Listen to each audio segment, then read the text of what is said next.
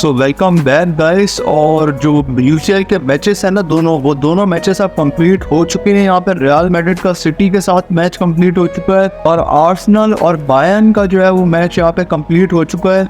और दोनों ही टीम्स की जो है वो क्या मिस्टेक थी, यहाँ पे आर्सेनल एलिमिनेट हो गई है और मैनचेस्टर सिटी एलिमिनेट हो गई है। इंग्लिश क्लब्स यहाँ पे बाहर हो गए हैं।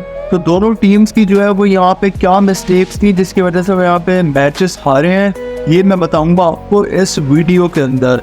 तो सबसे पहले हम अपने इम्पोर्टेंट मैच के बारे में बात कर लेते हैं जो कि हुआ है यहाँ पे Manchester city versus real Madrid. तो फर्स्ट ऑफ ऑल यहाँ पे मैनचेस्टर सिटी जो है वो अपने इत्तेहाद स्टेडियम के अंदर खेल रही थी और लग नहीं रहा था देख के कि मैनचेस्टर सिटी जो है वो अपने होम स्टेडियम में खेल रही है।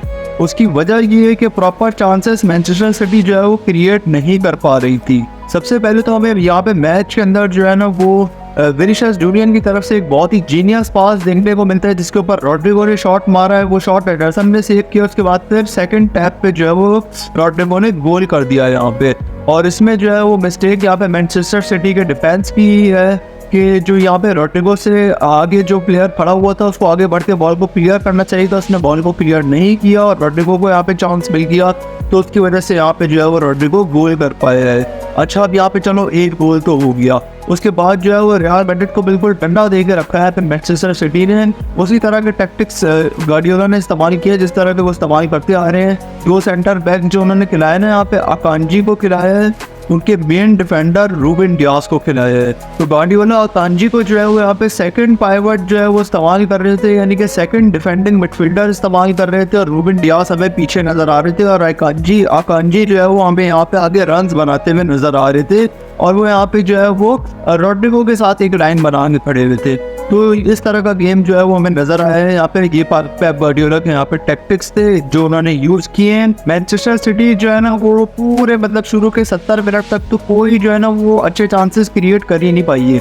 ग्रीलिश और Bernardo Silva, Grealish left wing को पकड़ के खड़ा हुआ था, बर्नार्डो सिल्वा राइट विंग को पकड़ के खड़ा हुआ था, लेकिन जैसे ही जो है ना बॉल उनके पास आती तो वो किसी किस्म की कोशिश ही नहीं कर रहे थे कि वो जो है ना वो यहाँ पे किसी तरह से ड्रिबल करके निकल सके यहाँ पे फुल बैक को। वो कोशिश ही नहीं कर रहे थे। वो लोग बॉल को चला के आगे लाते, उसके बाद फिर पीछे वो घुमा के मिडफील्डर को पास दे देते। मतलब जर्मी डोकू जब आया तो आपने देखा वो कैसा तूफान गेम खेल रहा था। वो यहाँ पे बार बार जो है वो ड्रिबल कर रहा था, बार बार जो है वो यहाँ पे ड्रिबल करके पास निकाल रहा था, ड्रिबल करके उसने जो है वो शॉट मारा है। जो शॉट यहाँ पे लोरेन ने सेव किया है तो फिर केविन डे ब्रुयन को चांस मिला है तो केविन डे ब्रुयन ने जो है वो यहाँ पे स्कोर किया है। लेकिन इस तरह का गेम जिस तरह जर्मी डोकू ने खेला है ना, उस तरीके का गेम जो है वो ग्रीलिश और बर्नार्डो सिल्वा से जो है वो हमें बिल्कुल नहीं नजर आया है। बिल्कुल मतलब कि ग्रीलिश और बर्नार्डो सिल्वा बस जैसे ही जो है वो यहाँ पे विंग पे जाते वो फौरन अपना मुंह पीछे घुमाते और पास दिलाते थे मिडफील्डर को। वो ड्रिबल करने की कोशिश ही नहीं करते कि ड्रिबल करके पास निकाले या ड्रिबल करके जो है वो क्रॉस डाले हॉलैंड को। और हॉलैंड तो यहाँ पे सिर्फ एक हेडर्स वाला प्लेयर रह गया था, सिर्फ हेडर्स ही जो है वो हॉलैंड जो है वो मारने की कोशिश कर रहे थे और जो है वो उनको मतलब हॉलैंड से और कुछ हो ही नहीं रहा था। मतलब आज देख के लगा हॉलैंड को कुछ आता ही नहीं है यार, ना उसको ड्रिबलिंग करना आती है। हाँ चलो बॉल कंट्रोल है उसका, लेकिन जब यहाँ पे जो है वो बॉल को यहाँ पे होल्ड डाउन करने की बारी आती है ना यहाँ पे कि वो होल्ड डाउन करे रुडिगर को और जो है वो यहाँ पे पास दे तो वो उसमें भी जो है वो फेल हो जाता है। मतलब रुडिगर ने तो उसको बिल्कुल ही बॉस्ट किया है। 4 मैचेस वो रुडिगर के अगेंस्ट खेला है, पिछले साल 2 खेला, इस साल भी 2 मैचेस खेला है और बिल्कुल वो रुडिगर के आगे कुछ नहीं कर पाता है। और आज नाचो ने भी जो है वो यहाँ पे बहुत ज़बरदस्त डिफेंडिंग की है। उसने भी यहाँ पे जो है वो हॉलैंड के जो है वो गोल्स को क्लियर किया। आई थिंक एक ओपन गोल चांस मिला था हॉलैंड को और उसको यहाँ पे नाचो ने जो है वो क्लियर किया था। तो मतलब नाचो ने जो है वो रुडिगर वाली डिफेंडिंग आज दिखाई है। रुडिगर ने तो टॉप क्लास की है, लेकिन वाकई नाचो ने जो है ना वो यहाँ पे आज बहुत ही ज़बरदस्त डिफेंडिंग की है। उसके साथ यहाँ पे कारवाहाल ने भी बहुत ही ज़बरदस्त डिफेंडिंग की है। मतलब यहाँ पे इन तीनों ने मिलकर जो है ना वो बहुत ही बेहतरीन डिफेंस करवाया है यहाँ पे रियल मैड्रिड को, जिसकी वजह से यहाँ पे मैनचेस्टर सिटी आज सिर्फ एक गोल मार पाई है। वो भी जर्मी डोकू की बहादुरी है उस गोल के अंदर कि उसने जो है वो यहाँ पे वो ड्रिबल करके जो है वो निकला है कारवाहाल को और उसने शॉट मारा है, लोरेन ने सेव किया, केविन डे ब्रुयन ने जो है वो बैंगर स्कोर कर दिया। तो ये सिर्फ जर्मी डोकू की वजह से जो है वो सिटी को गोल मिला है, वरना यहाँ पे जो है ना वो कुछ भी नहीं कर पाती सिटी और 1-0 हार जाती इस मैच को।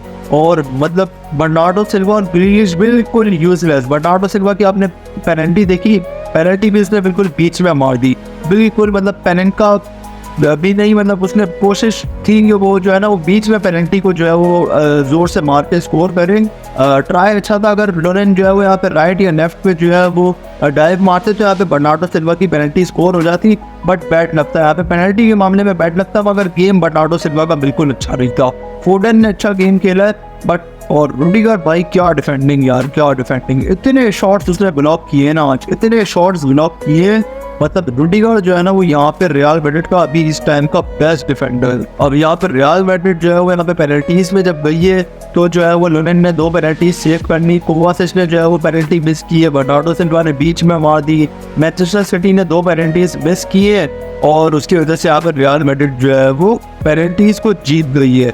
अच्छा, तो अब ये हो गया रियल मैड्रिड के मैच के बारे में तो बात हो ही गई।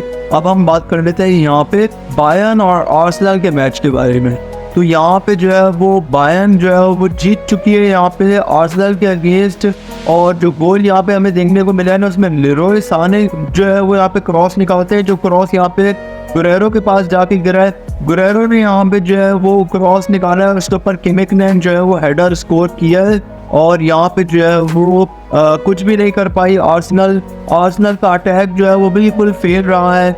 नेवार्ड्स जो है वो यहाँ पे सेंटर फॉरवर्ड अच्छा नहीं खेल पाया, और उसके अलावा यहाँ पे जो है वो राइट विंग के ऊपर साका भी कुछ नहीं कर पाया, लेफ्ट विंग के ऊपर मार्टिनेली भी कुछ नहीं कर पाया। मतलब ट्रोसार्ड को खिलाते तो वो शायद ज़्यादा बेहतर होता, ट्रोसार्ड ही स्टार्ट करता मार्टिनेली की जगह तो वो ज़्यादा बेहतर होता।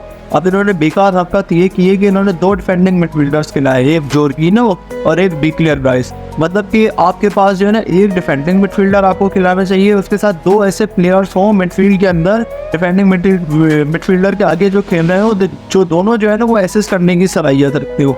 ये दोनों पासिंग तो अच्छी करते हैं लेकिन इनका गेम जो है वो बिल्कुल यहाँ पे कोई ओडेगार्ड का लेवल का नहीं है। ओडेगार्ड फिर भी जो है वो अच्छा प्लेयर है।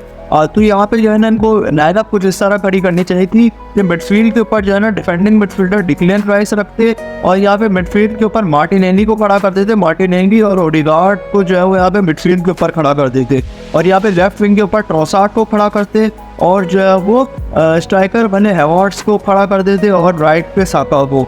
तो शायद जो है वो कुछ इम्प्रूव हो पाता। आर्सेनल का गेम बेकार खेला है आर्सेनल ने, बिल्कुल 3 शॉट ऑन टारगेट मारे हैं उन्होंने, 3 शॉट ऑन टारगेट ही जो है वो बायर्न म्यूनिख ने मारे, मगर ये कि बायर्न म्यूनिख को एक अच्छा हेडर मिल गया जिसकी वजह से उन्होंने गोल स्कोर कर दिया और आर्सेनल को बाहर कर दिया यहाँ पे चैंपियंस लीग से।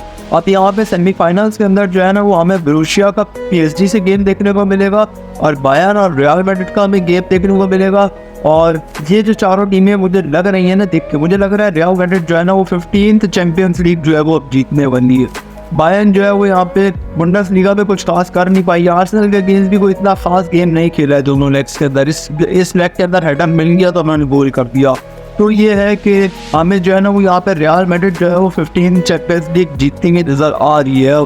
आई थिंक रियल मैड्रिड और PSG का यहाँ पे फाइनल लगेगा और जो है वो यहाँ पे फाइनल जो है वो देखने वाला होगा, क्योंकि यहाँ पे एम्बाप्पे वर्सेस रियल मैड्रिड होगा तो यहाँ पे फाइनल ऑब्वियसली देखने वाला होगा। विटीना इतनी फॉर्म में है और गोल्स मार रहे हैं, 9 गोल उन्होंने मार दिए हैं। उसके बाद डेम्बेले की जो फॉर्म चढ़ी है डेम्बेले को, वो जो है वो हमें देखने को मिलेगी। तो यहाँ पे जो है वो PSG और रियल मैड्रिड का एक अच्छा मैच हमें फाइनल में देखने को मिल सकता है। अब ये तो बात हो गई सारे के सारे चैंपियंस लीग की। अच्छा, अब जो है ना वो यहाँ पे मंडे वाले दिन एक मैच हुआ था, एक भी इंपॉर्टेंट मैच हुआ था मंडे वाले दिन, वो था चेल्सी का। तो चेल्सी के मैच के अंदर जो है ना वो यहाँ पे कोल पाल्मर ने यहाँ पे पहली हाफ के अंदर हैट्रिक स्कोर करती थी और यहाँ पे जो है ना वो जब उनको पेनल्टी मिली है ना मडुके यहाँ पे गिर गए थे तो मडुके को पेनल्टी मिली है, तो ऑफिशियल पेनल्टी टेकर जो है वो यहाँ पे कोल पाल्मर है, लेकिन बॉल जो है वो यहाँ पे मडुके जो है वो लेके खड़े हो गए थे। अब मडुके बॉल लेके खड़े हो गए तो यहाँ पे कैप्टन कॉर्नर गैलेगर आए और उन्होंने मडुके को कहा कि बॉल दो यहाँ पे पैल्मार को। तो यहाँ पे जो है वो आ गए पीछे से निकोलस जैक्सन भी, और वो दोनों जो है वो यहाँ पे कोल पाल्मर से जो है वो बॉल लेना चाह रहे थे कि भाई हमें बॉल दो, हम पेनल्टी मारेंगे। उसके बाद कॉर्नर गैलेगर ने जो है वो दोनों को धक्का दिया है और जो है वो पीछे जाने का कहा है, तो ये दोनों जो है वो पीछे गए हैं और ये बहुत ही डिसरिस्पेक्टफुल मोमेंट था यहाँ पे। और कोल पाल्मर जो है ना वो यहाँ पे एक जॉइंट टॉप स्कोरर है यहाँ पे हॉलैंड के साथ, और यहाँ पे गोल्डन बूट जो है वो जीत सकते हैं क्योंकि हॉलैंड इतनी अच्छी फॉर्म में नहीं है, तो यहाँ पे जो है वो जीत सकते हैं गोल्डन बूट कोल पाल्मर। और वो जो है ना उन्होंने लास्ट 6 या 7 गेम्स के अंदर 11 गोल्स मार दिए और ये जो हरकत की है ना यहाँ पे मडुके ने और जैक्सन ने, तो उसके ऊपर यहाँ पे पोचेटिनो का भी स्टेटमेंट आया है कि पाल्मार जो है वो हमारा ऑफिशियल पेनल्टी टेकर है, ये हरकत अब दोबारा नहीं होगी।